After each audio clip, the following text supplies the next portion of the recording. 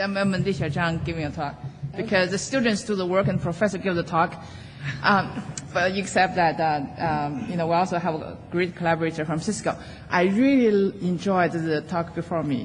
He said precisely the right word, that is, we want the operators to reduce the number of 3 AM calls. This talk follow exactly that spirit. So what we're going to do is about, we want to do flat dampening without the worry of losing the reachability. So this is old news. Everybody knows that, some time ago, this RFD was introduced. And because there's all kinds of failures, and people wanted to reduce all these flaps. I don't know, we measured the past. I think that there's sometimes you get even up to a few hundreds of updates for a single prefix if you don't do anything at all. So, this is the operator community. We don't have to say a lot here. And therefore, there's the RFD implemented that, if you flap a lot, you get hold back of the announcement, so you don't damage the rest of the world, and your ripple off effect is stopped. This all looks fine, except that when people did the measurement, both by the academics and you people observed in the reality, things didn't work that well. So this, we digged out is a previous talk on the topic. There's a bunch of other talks as well, but this particular one had some very rigorous analysis. Basically shows that, there is this thing called path exploration. When one failure happens, thanks or not thanks to the very rich connectivity across the internet, every router tried so hard to find alternative paths, and it takes a while to get the things settled. And all of these updates actually going to trigger the dampening. I remember Rodney told me a story a couple of years ago that he had one router flipped just once, down and up, and somewhere far end of the internet, this prefix got damped for like half an hour. And he said, this is not acceptable. I agree with that. And that's probably going to trigger your 3 AM calls. So research, community eagerly dived into the problem to say, hey, we're going to fix it. We're going to reduce the false flat dampening. Bunch of schemes invented, trying to figure out how to do a better job. So we listed the name there, one of them even was ours. But the thing is, after all of these tries, none of them is that super successful. Why? Because it's just hard to do the exact decision to say, okay, now we see 3 updates or 5 updates from a prefix, and this must be flapping, so we're going to just cut it off. It really depends on where you are and how the connectivity looks. You may get 10 updates, but there isn't flap, but just some transient move or change that caused the path exploration and got you to make a wrong decision. And there's a RAP decision back then, it's almost 5 years, recommended that let's not to do the dampening. Now, that seems to be the final words. So why we come here talk again? Because, we do measurement, we know that the long, persistent, very high frequency flapping does exist. You can talk numbers anywhere. So the question is that, should we do anything about it or not? How bad it can be. I just have this one number here says that top 50 unstable prefixes generates almost like 10% of total updates. Not only that, you can tolerate a little processing overhead because of those flaps. But these days, there's this thing, real-time communications coming along, and the measurement showed that that affected the routing instability, affected the performance of real-time applications. Like we caught one publication suggesting that about 50% of Skype outages, the performance issues, are coupled with BGP dynamics. And also, operators want to do something to make the real-time applications, feel better And therefore, there's a very aggressive reduction in terms of MRAI timer. Either the values get substantially reduced, otherwise, it just turn off MRAI completely. I think we have observed the increased number of operators turning off MRAI. As a consequence, updates goes up. So it's not a very happy circle. Now, how do you do better than all the current state of art? We think that you can just look at the problem in a slightly different light. You examine the previous the solutions. Fundamentally, people struggled trying to see how we can precisely identify the flapping prefixes, but then we're going to stop them. And that precise identification has been the challenging. So they tie up identification with the suppression. They think they caught the right one, then they dampen it. And we figured that, you cannot do a precise job on the damping side, on the identification side. So can you somehow change your suppression rules to do no damage, just in case you make a mistake? What do we mean by that? Let's look at this picture. One thing we notice that is that there's so many so-called covered prefixes. That is, the shorter prefix exists when people also announce longer prefixes. And not only that, the longer prefixes tend to be the unstable ones compared to the shorter ones.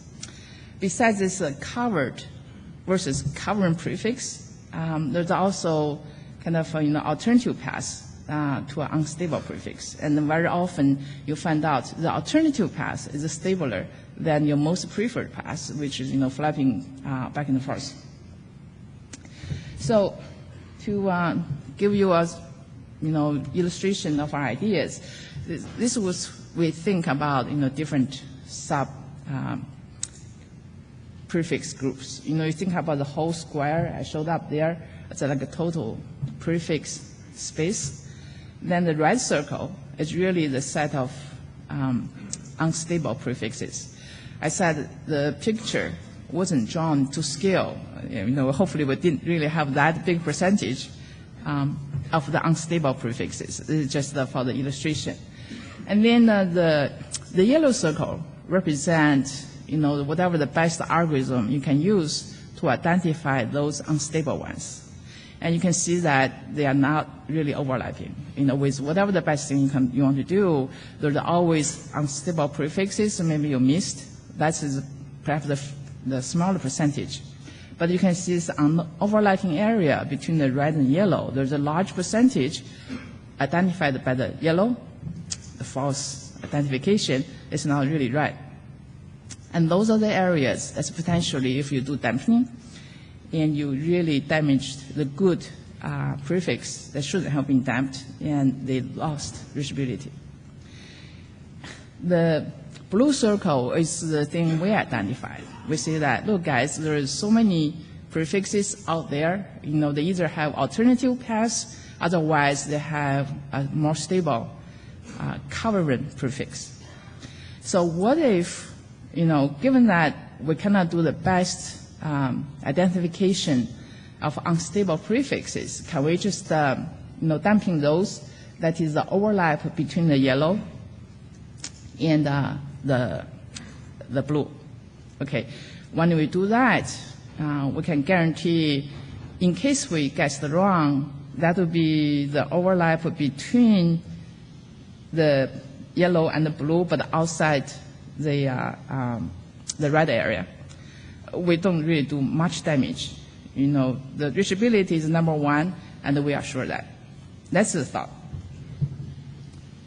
Now, the question is, what's that percentage, right? It's effective dampening, and you don't lose reachability. So we look at the two situations. One is the unstable prefixes that may have covering prefix. The other is that a prefix have alternative paths. So this really look at all the prefixes. The left figure shows that for all the prefixes, about half of them do not have common prefixes. And then there's like because the CDF, about over 40% has one common prefix, and the more have, there's another point at the 2, that's how many they have the 2 common prefixes.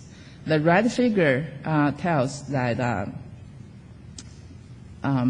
because you have multiple providers, say you are a customer, and then depending on how many providers you have, essentially each of them can give you a reachability to a given destination. How do we get to the number? I have to say that this kind of estimated. We got this one BGP data collector at a London exchange, and we assume that the monitors, the real routers feeding this collector, assuming they are the providers because they give us the full table, and we take the 10 of them, and this is the current estimate. We later played with different games. I don't have it shown here, but at the end of the talk, I have a pointer to a paper we published that tells you that, say that if you only have 2 providers, you essentially get more or less the same benefit. So now you know that there's a great chance unstable prefix, your so-called identified unstable prefix, which may be true, may be false. There's a great chance there's alternative ways to get to that destination.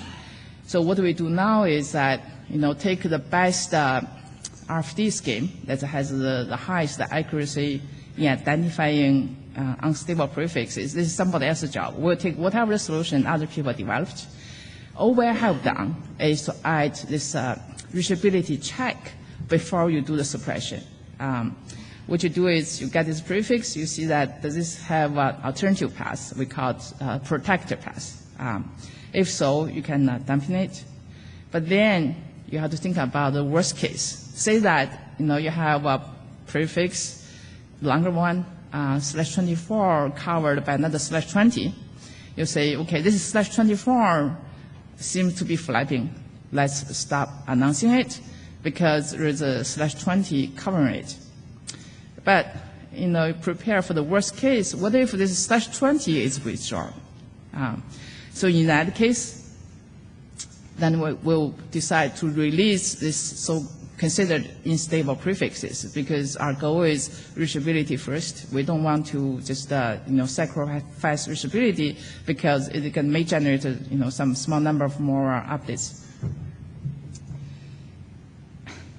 Then so that's the basic idea. Very simple. We don't do identification of unstable prefixes. We just say that when you do the suppression, before you do that, do a little check.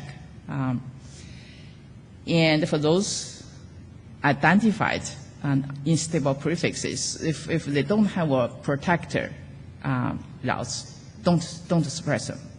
That's all we do. And here's the evaluation. Again, we don't really have the real routers to try it out. So what we did was that, using the data collected by the BGP data collector and assuming there's a few feeds, we assume they are the providers to the customers, and let's try it out. So we get the data, the input to the collector, we run them through a kind of a simulated RFD scheme. Because we don't know exactly which one is the best one, we just pick the vanilla one, using the Cisco parameters. We picked the 1 week of data, December 2009, and get 4 peers to this, 4 monitors that feed into this collector, and simulating this kind of provider-customer relations. And so basically, we'll measure about reachability loss. We said it's okay because we just as long as the routing table anywhere has a reachability to a prefix, we have it based on our scheme. So what we gain and what we lost is the following. That is, the router load gets reduced because we do dump those unstable prefixes identified. We are dumping those that has alternative paths, and so the stability also gets higher. The router preference sometimes gets sacrificed because, the unstable ones going through provider 1 and the stable ones going through provider 2. If you have preference for provider 1, then, for the time when this path is unstable, you use your less preferred provider. That's the cause. So to illustrate the specifics, let me show you here. Say that one customer has 2 providers, and the one is stabler than the other, but the top left line indicating this less preferred but the more stable provider. The lower line on the left is the announcement and withdrawals for the preferred provider. If you apply our scheme, look at the red figure. What you got is the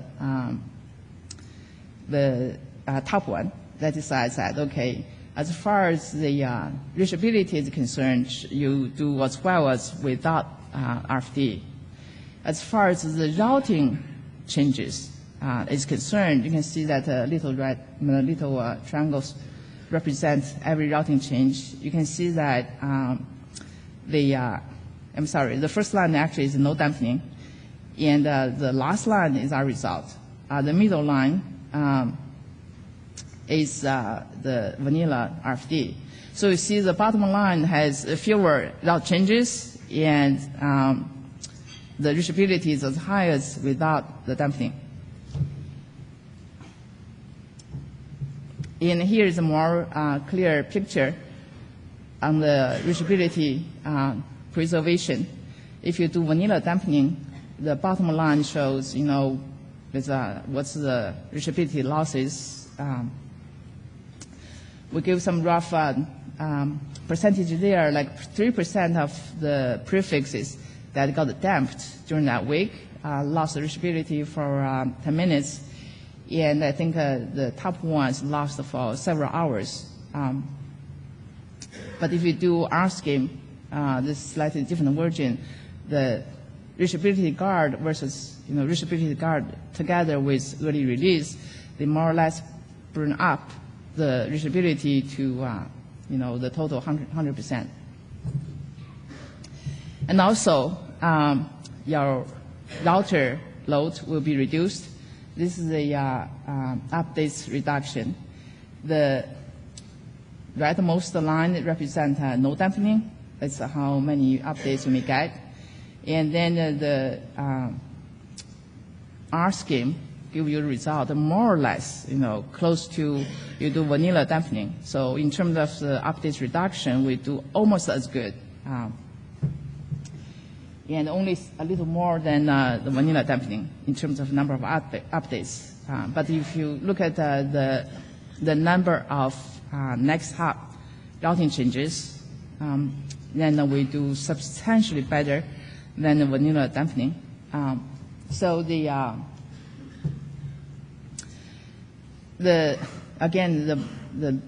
right, I have to figure out, the rightmost line represents if you don't have the dampening, that's how many prefixes, how many routing changes you're going to have.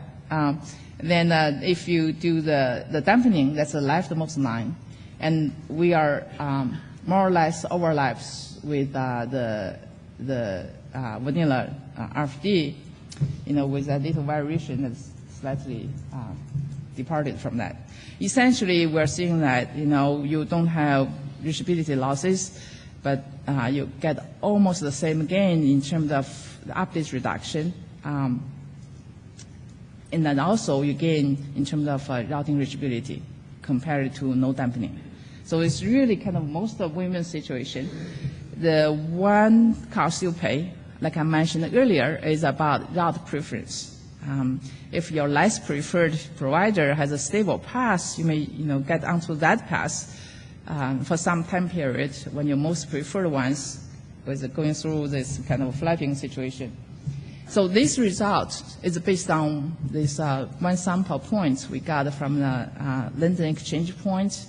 To verify whether it's really representative results, we look at a number of other data points.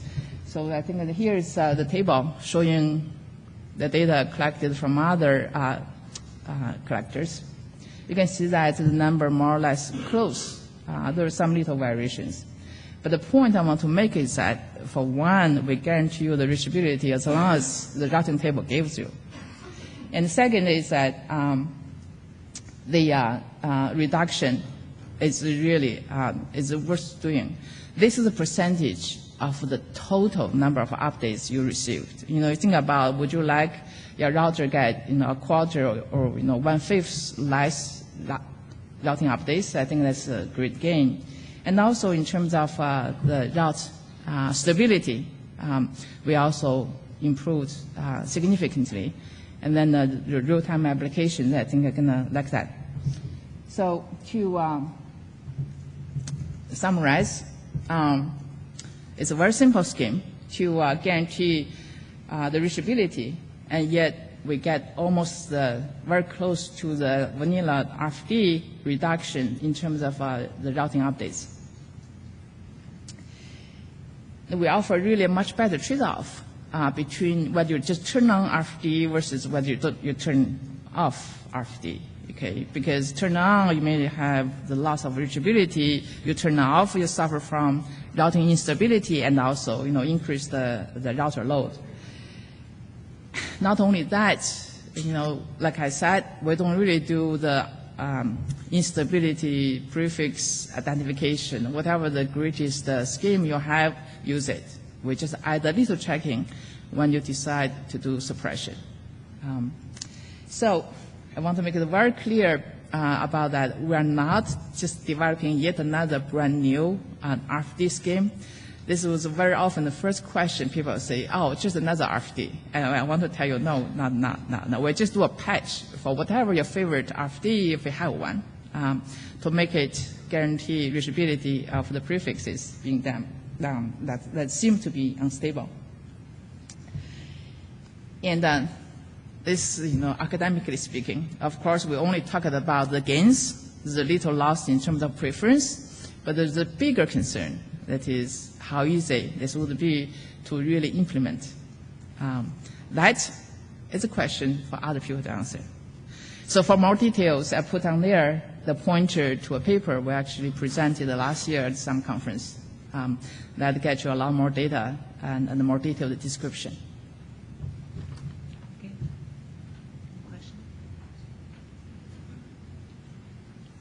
Hi, Lixia, Jeff Oz.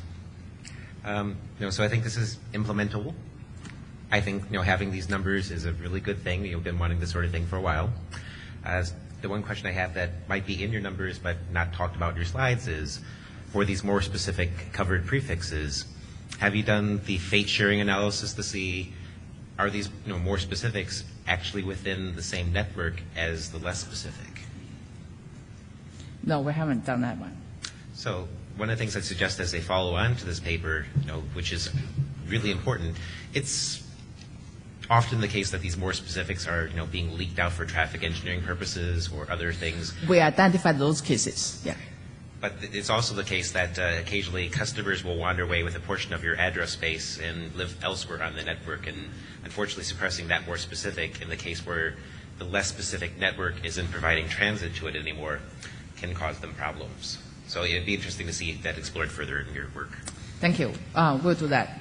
We did catch the places where, you mentioned about traffic engineering. It's very clear. They just, do that. But we need to do a more quantitative measurement to answer your question. Yeah. Keyur, Patel, Cisco. Just a quick note to follow up on the Jeff's comments. If you end up suppressing more specifics, in that case, you won't be any worse than the existing route flap dampening cases that you have today. So.